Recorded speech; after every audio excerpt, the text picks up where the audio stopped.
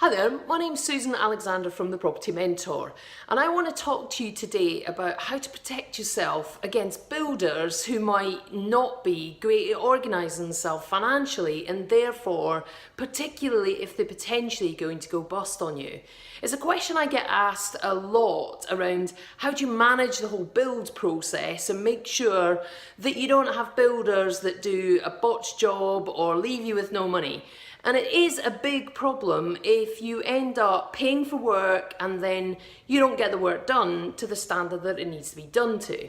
So what sort of protection can you put in place? Well, I'm not aware of any great insurance policies that will cover you for paying for build work. I'm sure there are some out there. So go and do some research on that if you think insurance policy is the best way to go. But these are just some tips around how you sort of look after yourself. So first and foremost, do some research on the builder.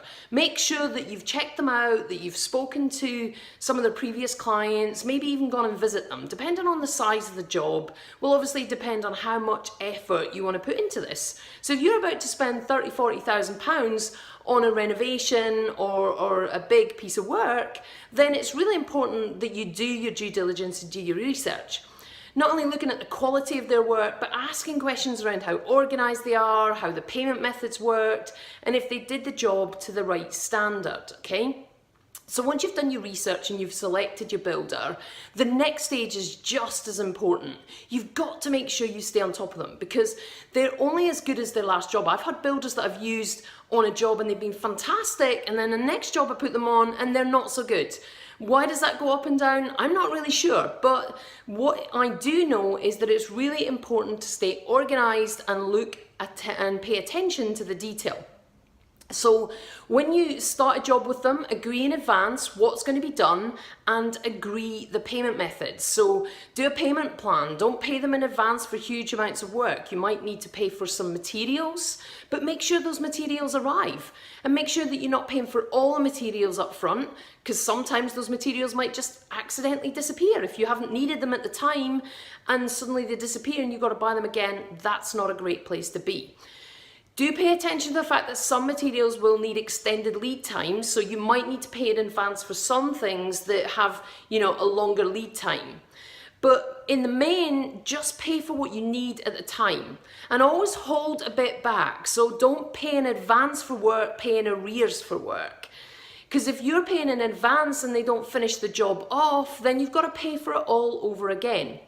I'd also recommend that you pay in advance but keep a bit back, because if you pay in advance for work and let's say they've done some of the work, great, they've got to a point and you've checked that they've got to that point before you release the funds, what happens if they walk off the job halfway through and you have to get another builder onto it? It's going to cost you money just to get that builder up to speed to where the previous builder was at.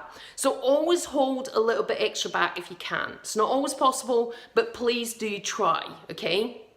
And then finally, it's just making sure that when you've paid attention to the detail and you're monitoring the job, that it is being done to the standard that it needs to be done to. Do some snagging at the end and then pay the final bill at the end. But please, please just pay attention to it all the way through and only release the funds when you know that the work that they've said they're going to do has been done.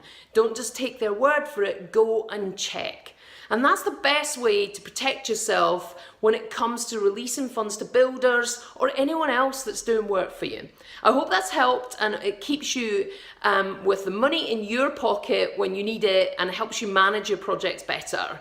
My name's Susan Alexander from The Property Mentor. If we can help you at all, please feel free to get in touch. We do offer a free coaching call. If you go to thepropertymentor.com, you can book a call with us and we'll help you on whatever stage of the journey you're at.